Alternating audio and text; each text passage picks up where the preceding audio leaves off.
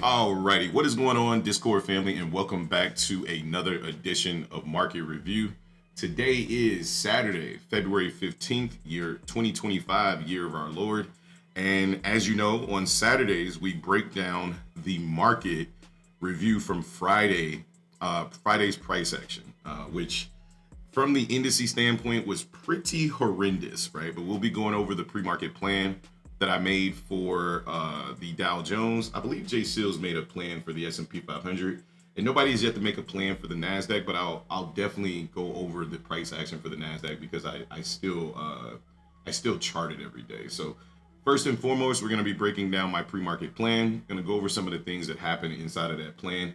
Just let me take a screenshot real quick of Jay Seals's S&P plan. Which, to be honest, like the S&P was probably the worst instrument to trade on Friday. Like it was pretty brutal over there. So let me screenshot this here and put this here, right there. Okay. So my plan, in the gray box, you'll find the current conditions were range bound on that day. Again, this was the same plan I had been writing all week long, right? So we were bearish as long as we stayed below 233, 45,233. We were bullish as long as we stayed above 43,962. That was essentially our dealing range for the week, right? The closer we came to 9362, you were looking for longs. The closer we came to 45,233, you should be looking to short the market, right? So in my macro, I said this is the same plan we have had all week. The Dow has still not broken out of its range, and sellers aggressively defended the highs in the overnight session. So we are now heading back to the extreme lows. If PM session or the daily fib, meaning the green box or the yellow line, right? If either of them doesn't hold price up, we can be headed back to Monday's low. And you can see right in that session, we ended up holding the PM session low, going back up, and then coming down to the daily fib. So both of those things remain true. Inside of the market, my plan was we were inside of this range between PM session high, the red box, PM session low, the green box. We were looking to short the high of the range and long the lows, break and retest from the high of the low, meaning if we break above the red box aggressively and we show, acceptance, when we come back down to the red box, you're okay to take longs. Vice versa, if we break below the green box, we come back up and retest, you're okay to take shorts on the break and retest. Neither one of those happened. So we were looking to trade the highs and lows of the range. What was the high of the range? 44,880 through 44,796. The low of the range was 44,653 through 44,491. The extremes, we had the end wall down here, never got touched. We have our 4-hour support zone, never got touched. But we will keep these plans moving into next week because we're in a range. These extremes are still going to be the same levels going into next week, right? If we break out one way or the other, the same plan is going to apply. The bullish plan to the downside, the second end wall never got touched either, all right? To the bearish side, we were looking to short weak rallies into 880 through 963. And like I said, I had this plan on my chart all week. So the two trades that I took on Friday, the first one was actually during the Tokyo session. Why did I trade Tokyo when I really don't trade Tokyo? It's because my setup presented itself. I took a look at the market around 8 or 9 o'clock, and I said, if I open this thing up at 9 o'clock and we're still at my level, I'm gonna short this market, right? Because we were there. So I got short 866, which was basically the top, right? My risk was $190. The reward, well, my risk, I don't like to talk like that. My risk was like 10 or 11 points, and my reward was like 168 points, right? So you can do that math in your head, right? Then we came down to 648, right? Let me turn this off, and I'll come down to the smaller time frame so we can discuss kind of what happened. All right, dropping down to the 15-minute to kind of break down price a little further, right? So we come down to the 15-minute chart. The first trade that I took 866, like I said, around like 9 p.m. It was in Tokyo. I got short here, put my stop above the high. I wrote it down and I got out right around here, like 677, 6 something, I don't know. It was right before we hit PM session lows. And then right after I got out, I said, oh, well, we're now at my level to go short, to go long. So I got long 660. I posted that trade in the chat as well. I got long 66, 660 stops below the lows. My target was 8. I think it was, yeah, my target was 840. I was looking to target the middle of this range. I ended up punking out and not holding it because once we got above New York session highs, I brought my stop to like 701 is where I brought my stop to, because I knew we had core retail sales and I didn't want to get stopped out. I mean, I didn't want to lose on the trade for retail sales and get swiped out. The market ended up dropping to 701 on the dot, or 700 on the dot. Took me out for one tick and then went right to my profit target. So, you know, tomato, it is what it is. I did not take the short, even though it was a beautiful short, right off our pre-market plan going straight into here. But those were my trades on the day. Let's drop down to the 1 minute and we're going to discuss macro time. And I'll show you kind of how time plays into all of this, right?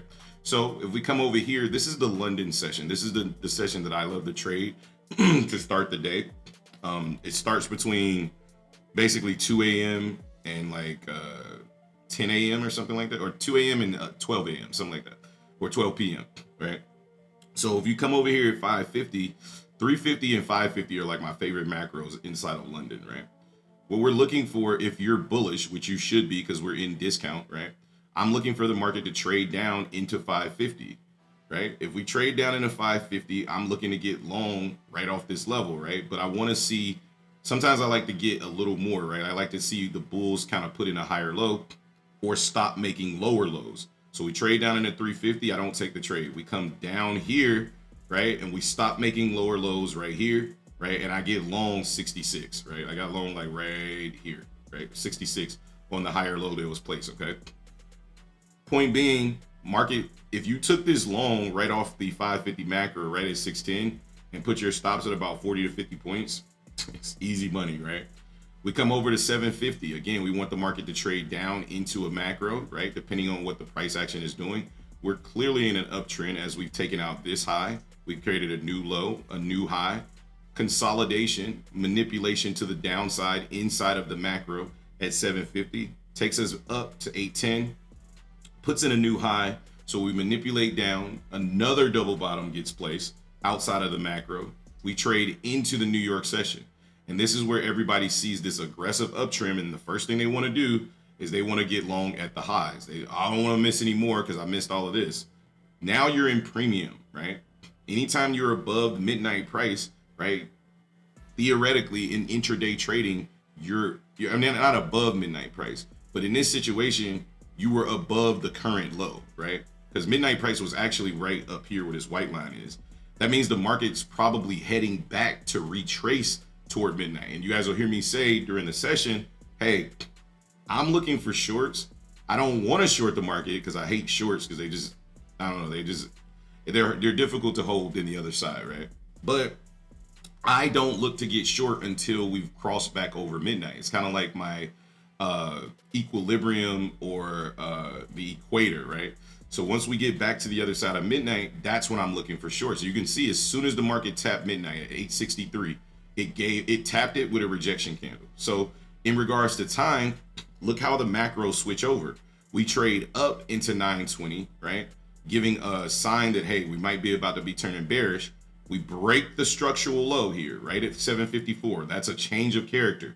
That means that everything the market produces from this low, everything above this low is bearish character. That means that the market is getting ready to reverse. So it's going to trap participants prior to placing bearish character, or prior to pushing back down. It's going to look bullish first. It pushes up, breaks above this high. So now this high, right? Sorry, it's a little lagging. To this low, right, is the dealing range. The market runs this high and goes up to midnight price, okay? Now we have a classic shoulder head. It breaks structure here below 807 and produces another right shoulder. But look at how it operates inside the macro.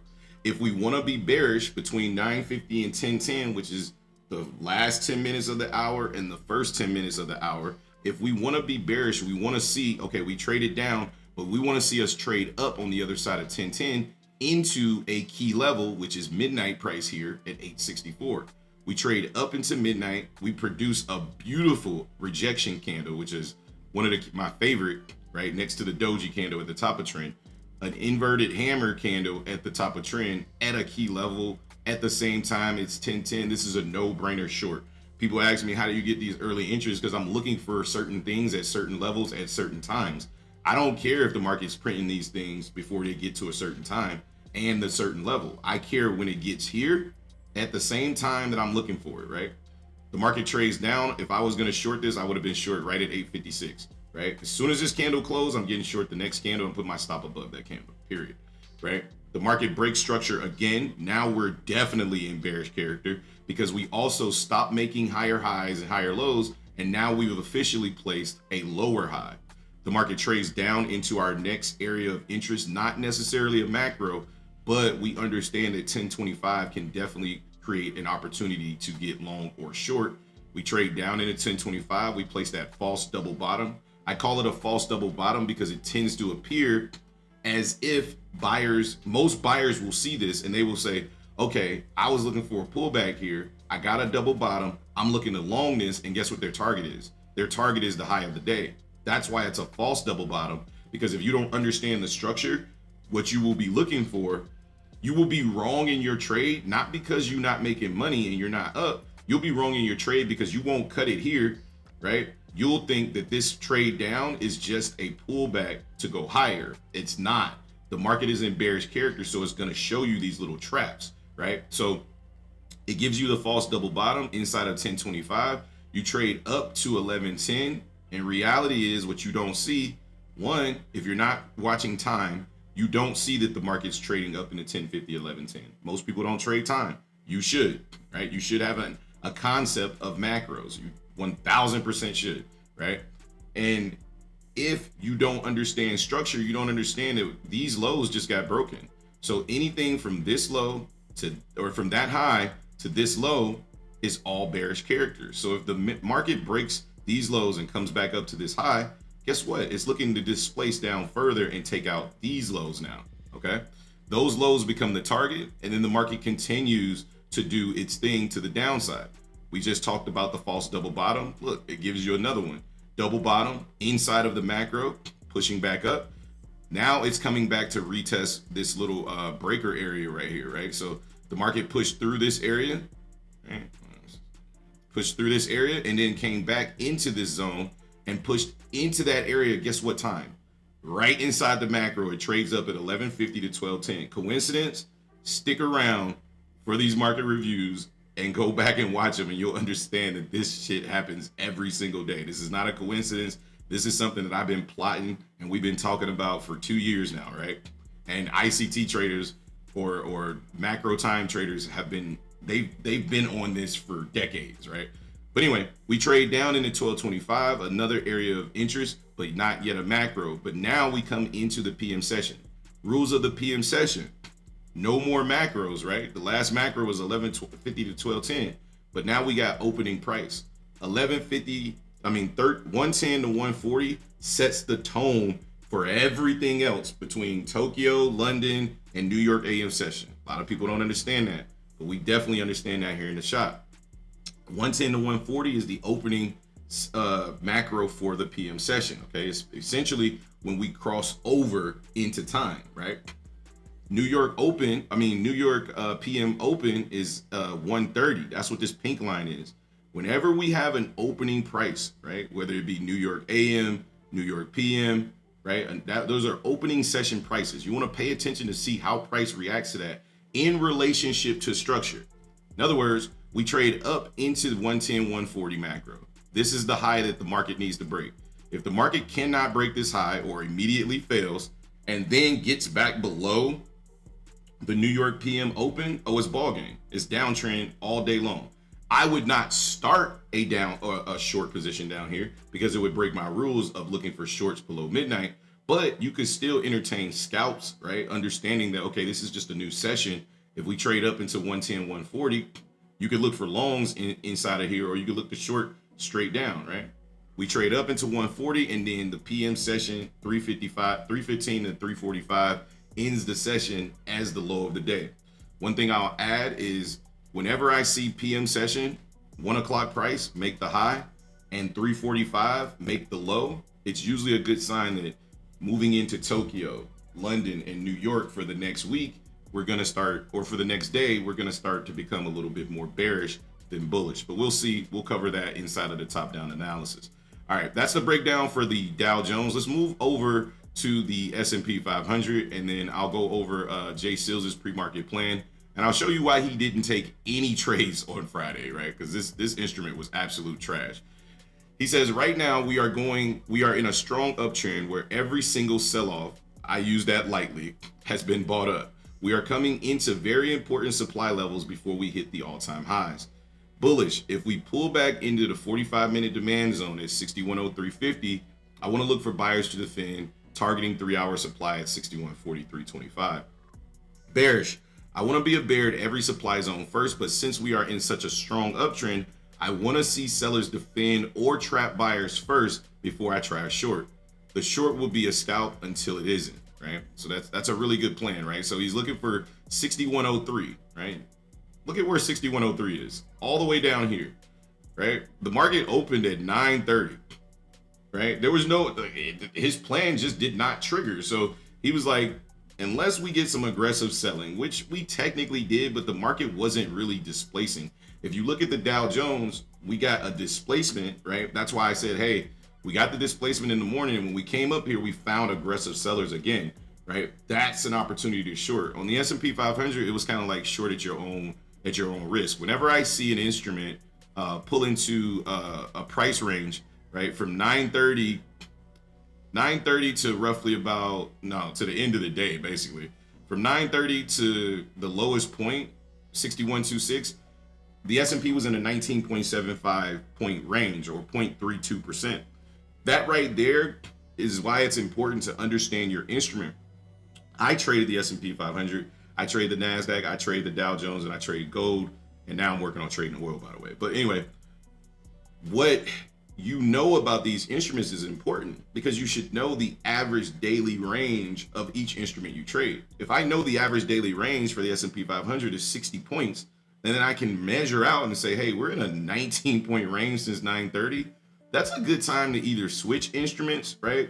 Bring in another instrument, or just, it's Friday, don't even take a trade, right? It's not even worth your time, because not only is the range going to be tight, but the price action is going to be crazy, right? And you can see how wicky this thing was at every single level. These are things that you should have in your arsenal as filters, is what we call them, right? Doesn't mean you can't trade. It just means you need to understand, if you're going to trade this, you need to be precise, and you cannot wait for higher lows or lower highs to be placed. Nope. You need to be in as soon as this thing displaces and get out at the absolute low if you can, right? So anyway, if we go down to the 1 minute, right, we come down here and we look at 930, 920, 930. Although it was choppy, the market still is going to follow structure, number one, and time, number two, right? Again, we get the same trade up into 930, BS consolidation. But when we get up here to 950, we trade up into 950. 1010 brings the high. We trade down, we break the structural low, right? We get down here, we get a nice close.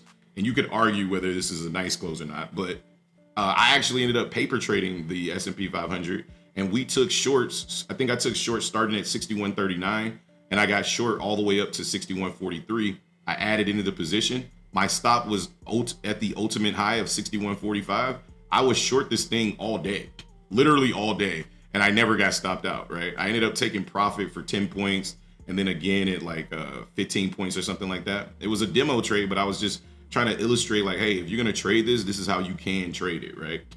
I could have gotten out at the New York AM, but I was being greedy. My target was 61.24, and I remember Yoga Girl was like, so you're going to get out 2 points below New York opening? Why not just take it at New York open? I was like, because I'm greedy on my demo account, right? But you can see right at the New York open, remember I just explained that on the Dow Jones, these opening session prices tend to act as support and or resistance. You can see opening session was 61.26.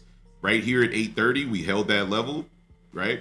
We pushed up from it, we came back down, and lo and behold, we came right back to 61.26, pushed off of it again, came back down. And now we're looking to place either a higher low or eventually break through this level of 61.26. Things to note about the S&P 500, just like the other instrument, 1 o'clock brought the high of PM session and 3 o'clock brought the low. We'll see how that thesis plays out on Monday. But let's move over to the NASDAQ. Again, nobody wrote a pre-market plan for this, but I know there's plenty of traders in the chat that are in the trader shop that trade this. So I definitely like to, and sometimes I trade it low key, right? But I definitely like to review it and, answer any questions people may have about it. But at the end of the day, it moves very different, right? It was the only one that was breaking out. Now, what are some reasons why this would be the only one that was breaking out? Well, structurally, it still had room to go before it reached a critical level, so to speak. Every other instrument on the 4-hour and the daily were already like here where this red box is, right? It was either the Dow Jones and the S&P were already at this supply zone. They were already here or here, right? The S&P was like here and the Dow Jones was here. The reason why, in my opinion, the NASDAQ still was rallying is because it hasn't reached its peak yet. It usually underperforms the other two anyway, but it still had a little bit of room to go. So it was actually in like a rallying mode, right? After the consolidation that probably killed a lot of accounts, I could basically smell them burning, right? As we were trading, right? I was just like, I could see people wanting to short this. I could see people wanting to get long, and they were probably wrong both ways, because one thing I do for fun is I go back and watch Top Step TV, and like a lot of the things that they do over there, a lot of them, well, I'm not gonna say a lot of them. I was gonna say there's one guy for sure. All he does is he waits for this to push out, and he's buying way up here, like 127, 122, expecting continuation. To me, that's the opposite of what you should do. If you're buying the market, you should be buying from sellers. If you're selling the market, you should be selling to buyers, right? And the only way you do that is you learn how to buy when the market is coming down, right? Dakota does that really well, but that other dude, Muhammad, you guys get a chance to watch Top Step TV do it. I wanted to point out here again, 929.30 traded up, but then we got this consolidation. We never broke the low on the NASDAQ like the other two instruments. We came up, and when we traded down into 1050, we held this consolidation. That was the biggest telltale sign that the NASDAQ wanted to hold structure as opposed to break it down, right? We ended up hitting this consolidation 1, 2, 3 times, and the second time we hit it, we broke the high, which is yet another indication that the NASDAQ wants to trade higher. When we come down into the PM session, notice how we drag down, but we still can't break this consolidation. That is an indication that the buyers here are very strong, and they're interested in trading price higher. If we go over here to PM session, this pink line, PM session opens and they trade above PM session, and then when they come down, they don't break it. I showed you 2 other instruments where we broke PM session lows. Notice how, or PM session opening price. Notice how the NASDAQ does the opposite. It holds PM session opening price, which gives you another opportunity to take probably the easiest macro on the day, in my opinion, which is the 315, 345 macro. We trade down into the opening price, and then we trade right up. I think this was like a, 50, 60 point move on the NASDAQ.